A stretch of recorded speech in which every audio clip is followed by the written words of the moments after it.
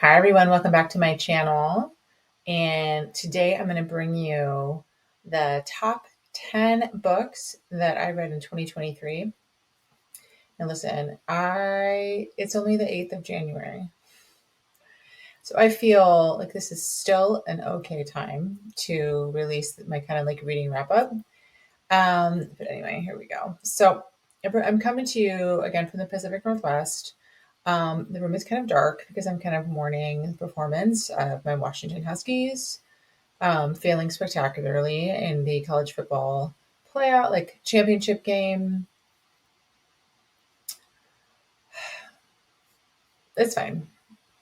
I don't have like an adult beverage in order to like really mourn, so we'll just have to talk about things that bring me joy and just forget about that performance, which say performance. So anyway, if you're new to my channel, welcome. If this is not your first time visiting Sarah and all of her ideas, welcome back. Thank you for joining us. So I actually read, I think it was like 19 or 20 5-star reads in 2023. But I'm going to talk about 10 of them today because my videos are really long. So I figured I would just give you the top 10 and then I'll list the full list in the description of the video. So let's get started talking about the top 10 5-star reads that I read in 2023. Just a little note, for all these books, do check your trigger warnings. And I will do my best to kind of talk about what you should look out for without really spoiling it for you, even though I'm going to try to give you some kind of insight into the story. All right, I'm going to stop messing with my makeup. So this is, I know this is a little different look. This is a little closer to my hair's natural texture. I'm not supposed to say that, sorry. My hair's natural disposition, I guess. So anyway, what are you going to do? All right, let's get into it. Okay, so the first book that I'm going to talk about, and it's not number one, but it's just like chronologically the first top 5 or top 10. It's the first 5-star read of 2023. It's actually a series. It's the Mind F series by S.T. Abbey. So this book is actually 5 books, but they're all really short. So the longest one I think is like 130 pages. So in total, you have less than 650 pages across 5 books. So that was really unique. I really liked that from a pacing of the story standpoint. So the story follows Lana and Logan. Lana is a serial killer, and Logan is an FBI agent who is profiling her. He doesn't know it's a her, though. He starts out thinking it's man because of the way that she like covers her tracks. Anyway, and so they meet separately, like outside of any kind of investigation, form a friendship, see each other once in a while, feelings develop, and then come to find out she's committing all these murders. Now, I've said it in previous videos, but the books that I read, the women that are committing murders, I've read a few. It's not like a genre that I like dive into or anything, but I've read a few books where women are committing murders, and they are typically, they have some sort of justification or reason for doing that. And hers is really, really interesting, intense, and dark, and is a central aspect of the series.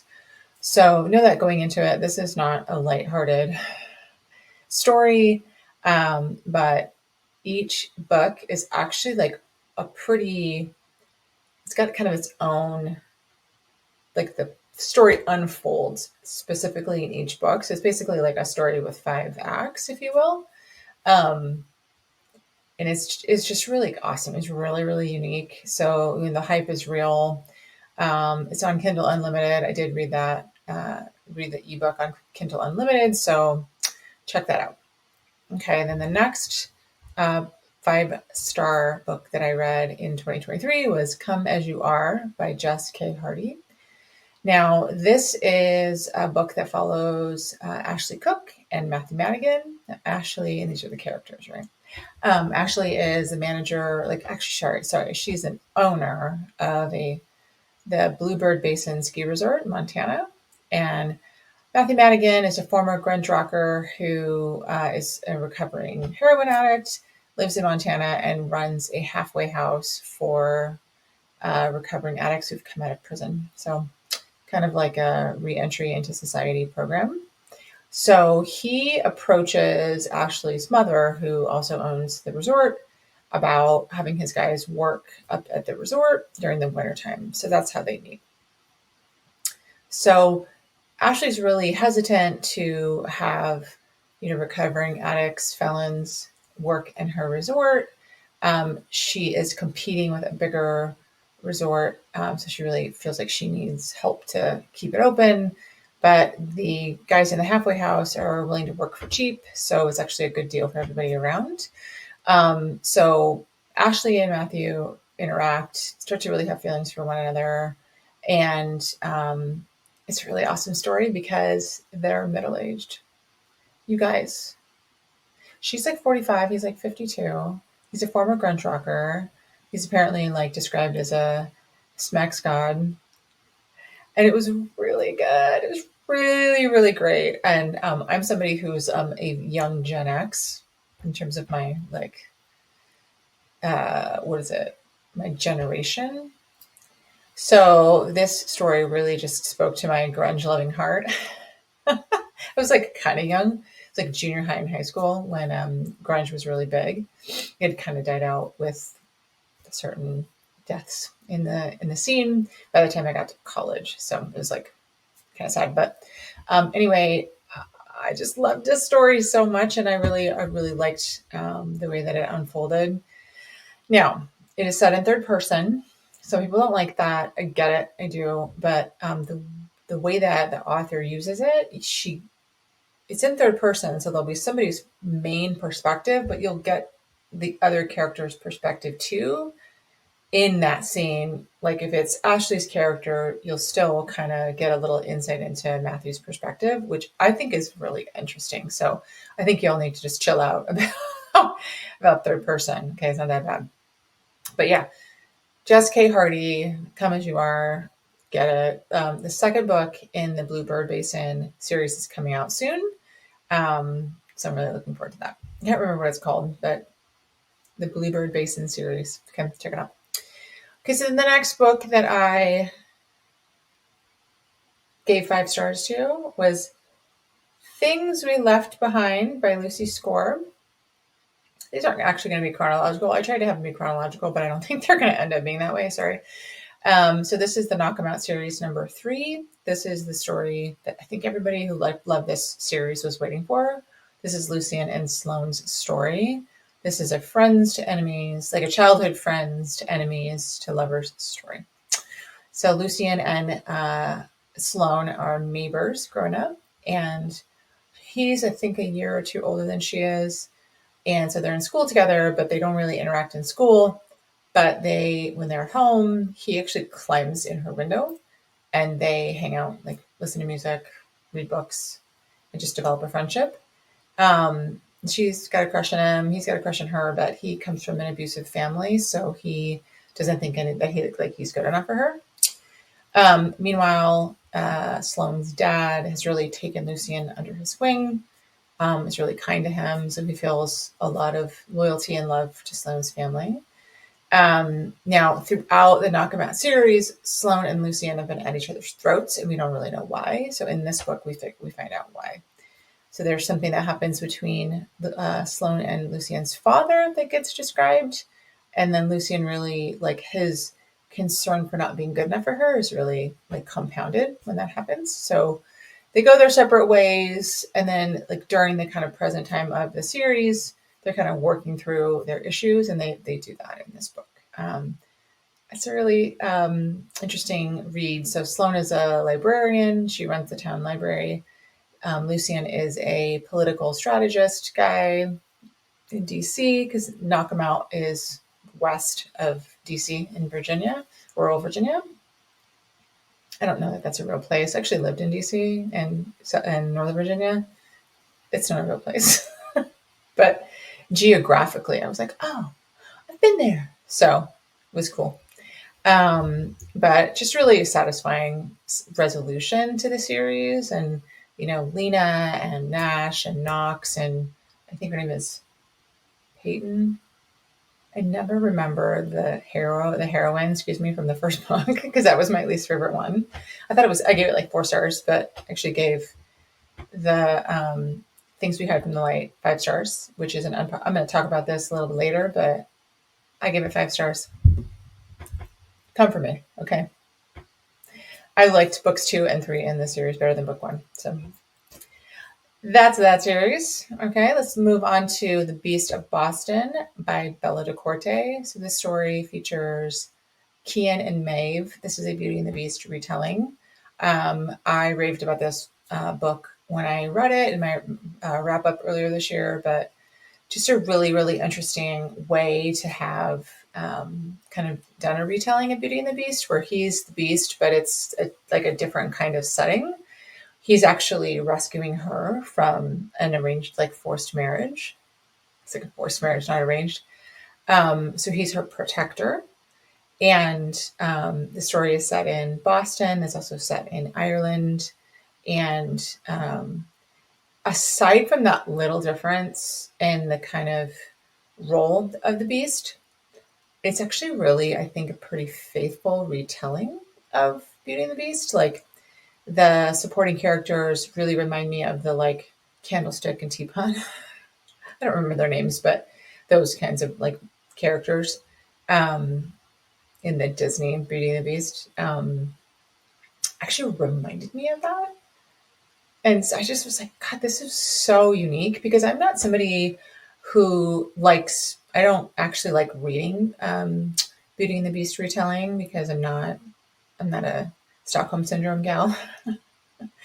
But I just thought this was such a unique spin on it. I just highly recommend this book. So Beauty and the Beast of Boston by Bella DiCorte, 5 stars. Okay, and then I read The Devil of Dublin by B.B. Easton. So this is also set in Ireland.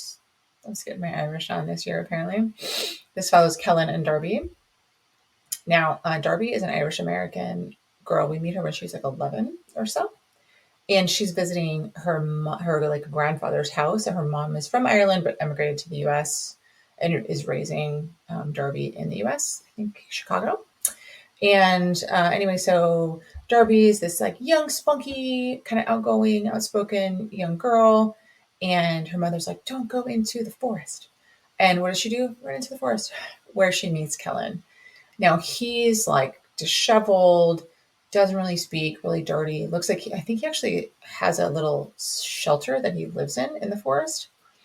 And it, like I said, doesn't speak. But something about her, he takes a shine to. So he lets her kind of follow him around. And while she's there, they kind of become friends as much as you can, as much as you can become friendly with somebody who doesn't talk to you. But they're young. So she's visiting for the summer, and she does this for a couple of years. And then one year she doesn't come back, and he doesn't know why. So that's kind of the past. And then fast forward, she's over 20. I think she might be like 21 or 22. So it's like around 10 years where he hasn't seen her. And she returns to her grandfather's house after he's passed. And it turns out she's inherited the house.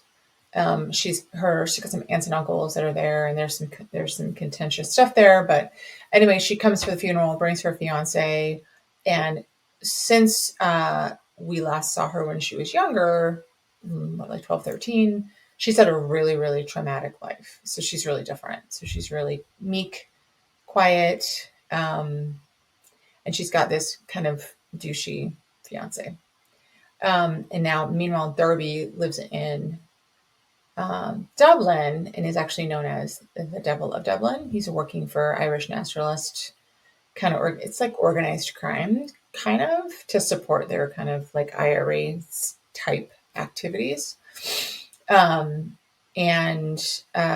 he's kind of like, he's doing a job where he lives in Dublin, but he comes back to this village. It's outside of Killarney, which is on the West Coast. If you know anything about if you know anything about Ireland, you know that Dublin is on the east kind of side of Ireland and the island, right? And this little village is located near like a kind of bigger town in the west side. So he drives from something. Okay. So he drives from Dublin to this village for some job, and he runs across her. I don't remember how, but he runs across her, helps her out of a dangerous situation, and then they're basically kind of on the run together. And they're kind of reunited.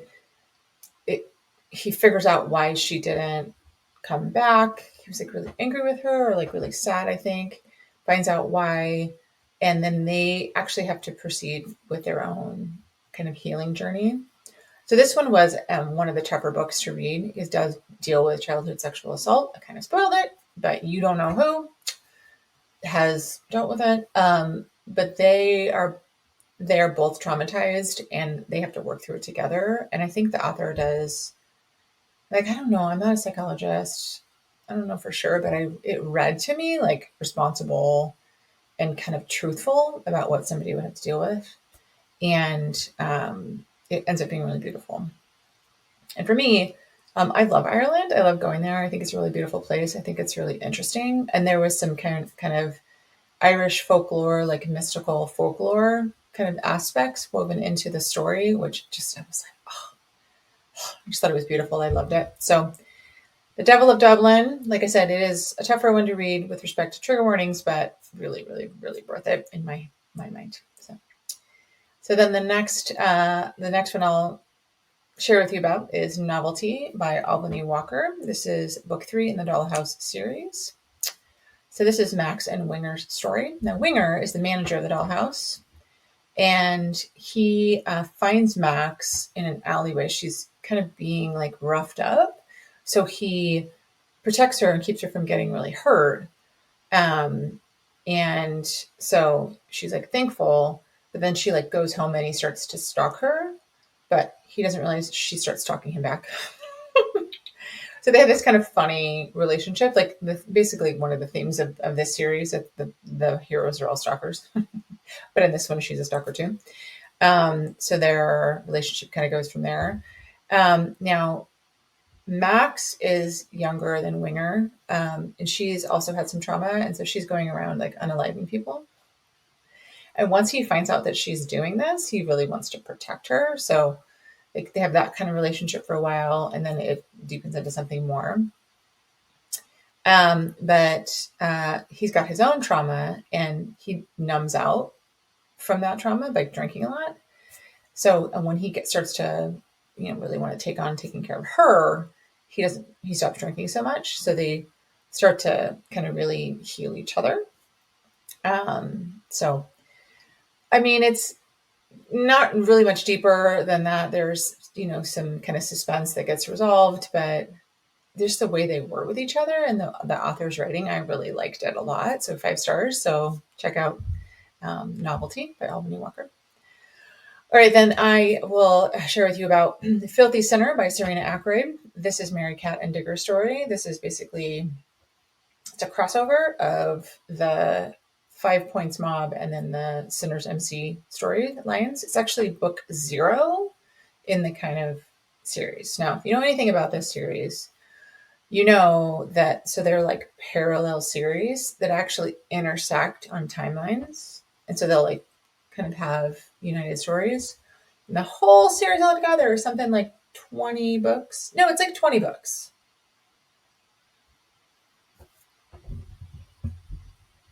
I'm not doing that. But let's talk about this book. Okay, this is a top 10 video. This is not a rant about Serena Akeroyd's series video. So I already did that. I'm not going to do that again. But anyway, this follows Mary Cat and Digger. Now, Mary Cat, her father is, he's like an underboss in the Irish Mafia in New York. And he's seeking to marry her off to another like underboss who's like 60, who has a history of this guy's wives dying in suspicious ways. So she's like freaked out because he's way older than her. I think she's like 20 years old or something. And her father lets her go to NYU and she's studying architecture or something like that, like urban planning or something, which was interesting because that's what my husband does. I'm like, okay, this is very interesting, like field of study for one of these kinds of books, but okay. Anyway, so she's able to go to NYU, but she's like, I'm not gonna be able to do that if I marry this guy. I don't want to die. He's really old and gross. So her stepbrother is actually part of the center's MC, and they don't grow up together because he's like a lot older than she is. And at this point, her mom has passed away, and I think it was her mom's son from a previous relationship. So she remembers that he's part of this MC. So she runs off to the compound to try and get his protection, get under his protection. So Digger is guarding the compound the day that Mary Cap comes by. And he's like taken with her. And he tells her, oh, your brother's not here. But they start talking. And she basically tells him she needs protection. And he, for his own reasons, is like, oh, look, if you marry me, you'll be under our protection. And for whatever reason, she accepts. Like, I mean, I think it's probably like a 20-minute conversation. So he lets her into the compound, and then he's like, all right, we got to go to Vegas. And so they take a multi-day road trip to Vegas. Now, this story, like when it opens up and all of this kind of conversation is happening, is like they're based in New York and like outside of New York. And I'm like, why don't you just go to Atlantic City? Okay. But anyway, the story wouldn't happen unless they went to Vegas. So they go to Vegas, and it's like multiple days. So they're basically stopping along the way. It's like, I think like 3 days to get to Vegas from wherever they are in New York. And she's like really tired because she's got to hold on to him. She doesn't have the endurance to be on these really long motorcycle rides. So he has to take care of that. And like, so they're interacting in the hotel rooms and the restaurants. And she's a bit younger than he is. I think maybe like 5 or 6 years younger than he is. She's like, oh, I'm a virgin and he's so experienced, la la la. But the thing is, that was so cool about this book is that they're really honest with each other. There's no miscommunication trope going on here. They like develop real feelings for one another. Like, it's not enough in 3 days to like legitimately want to get married unless you have this kind of arrangement you need. But their feelings are genuine. They actually really like each other. And like, so their wedding night is really great for both of them. And, you know, they come back and they just really like, they just have this awesome relationship after whatever they went through to get to Vegas and back. Super believable. Super believable. And I was just like, she's really sweet with him. He's really great with her. There's no GD miscommunication, thank God, because that is so common in contemporary romance. It's annoying. But this is not part of the story. And I think it's called Filthy Sinner. And so I really liked it. So 5 stars. Love it. Okay. Then the next story that I'm going to talk about is Until August by Emery Rose. Now, this is book 3 in the Love and Chaos series. This follows August and Nicola. Now, Nicola we met in the second book, I think. She married Cruz Vega. And Cruz, and when we get to her book, is in a coma. He's in like a vegetative state. So they've been married for like 10 years, and something happens where he's in an altercation, gets a traumatic brain injury, is in a vegetative state. And meanwhile, like throughout their marriage, she's like run a restaurant, really successful, but he's been in this coma for a couple of years, and she's just really unmotivated considering what she's dealing with in her personal life. So August comes to town because he had been a really famous, like Michelin-starred chef before going to prison. And there was something that went on in his life that had him break the law to go to prison. So he's gotten out and he needs a job. And he meets Nicola and he's like, she's really pretty, but they meet in a restaurant and the people that own the restaurant tell August, oh, she owns a restaurant. So he goes to her looking for a job. So it's kind of like a second chance. It is called a second chance friends to lovers story, but it's like a lot more emotional than that because of what they're both dealing with in their own lives. And the thing that I really liked about it is they're both chefs, and I worked in restaurants, and chefs can be dicks. Chefs can be real big jerks, and he can be a real big jerk to her. But I was reading it, and I was like, this tracks. Like, I just thought the author did a really good job of representing the struggles that chefs would go through, kind of how they communicate, and their kind of healing journey. Again, is really great and satisfying. So go check it out. That whole series is really great, but this one was my favorite. So, okay, then we'll have Dangerous Obsession by Bella DiCorte. Now, this story is in the world of the Fausti family. So we're basically meeting Nazareno Fausti and then Ava Girardi, I think is her last name. Now, Ava is a reporter for a magazine called Vice City, which does investigative journalism into the mafia underworld. And it's based in New York. She lives in New York, but, she actually ends up getting an assignment to go to some party that's being held in Venice. Yeah. That has to do with kind of like an exchange of power in the Fausti family. Now, I swear I'm going to talk about it. I swear to God. It's just like really daunting to think about an author video for this author because I'm just like, oh my God, it's going to be so complex. Because even just explaining this book to you, I'm like, this is really complex. But once you read it, you're tracking, and it's like genius. Okay, so I'm going to try to make it seem like it's genius. So Nazareno is the son. I think he's he's the eldest. He's a pilot. He's the eldest son of one of, I think it's like 4 or 5 Fausti sons.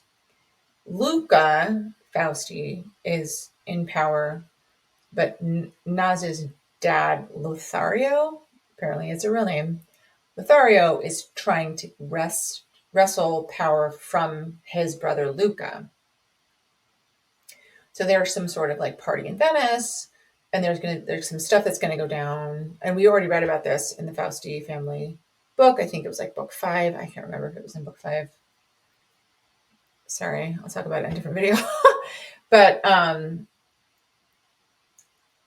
they go, like, Naz is there because he's part of the family, but he's this Lothario, so he's kind of like a nephew to the head of the Fausti family, Luca, and Naz's dad wants power, so it's kind of like a power struggle thing. So Ava is there as Pepper Nash. That's her pen name for the paper that she works for, Vice City, and she like. And Naz like have an interaction. It's like there's like thunder and lightning. It's like very like they have this like kismet kind of experience, and then their story unfolds from there in a very kind of detailed way that you got to read this story. To me, it's a very unique kind of mafia arranged marriage book, like extremely unique, just because of all of the kind of back and forth and the rules, and like they have these traditions and. So I don't know if any of it's true. Reads like, oh, that's interesting. Wow, I didn't know they do it like that. Like, come on. But just beautiful, amazing. He like loves her, worships her. She's really interesting and nuanced. She's got her own demons, and so she's a really interesting heroine. So Dangerous Obsession. It's book 2 in the Vice City series. Book 1 was like a 4-star read. I liked it. And we meet her in that, but this is book 2. I actually, if you want to read, it's called Ruthless Consequences. If you want to read it, okay. I don't think it's necessary to read this, but I do think if you read the Fausti family series, it will enhance your experience of this book. Also, for me, not 100% necessary. It'll make more sense if you've read it. But if you haven't, like you haven't read the Fausti family series, it's already out.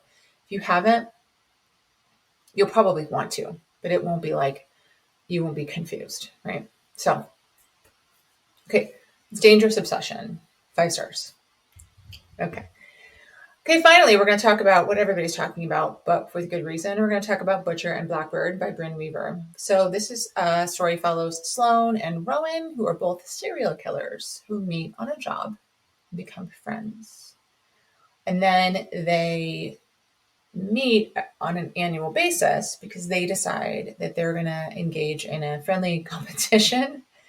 Like, it's like Rowan's brother will pull a dirty, like, they are going to unalive other serial killers who are like bad dudes. It's all dudes. So the brother, Rowan's brother, I can't remember his name, but he's picks one, and then they meet like the same time, same day on an annual basis to go take that person out. So it's a contest, right? So the story follows several years, but they just don't really interact in the off years, right? Or like in between their meetings.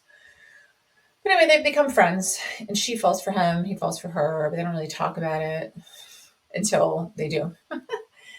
But I mean, it's such an interesting story. And the thing is, I listened to this narration. It's a duet narration. And so Joe Arden, and I don't remember her name, I don't care, but Joe Arden and like whoever the chick is, voice each other's parts in throughout the book. So Joe Arden is never pretending to be Sloane.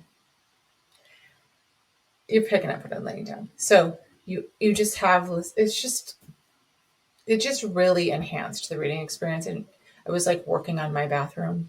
It was like wallpapering my bathroom, listening to the story, like laughing because their banter is hilarious. Oh, check trigger warnings for this one too. Check trigger warnings for all these books, but definitely do this one.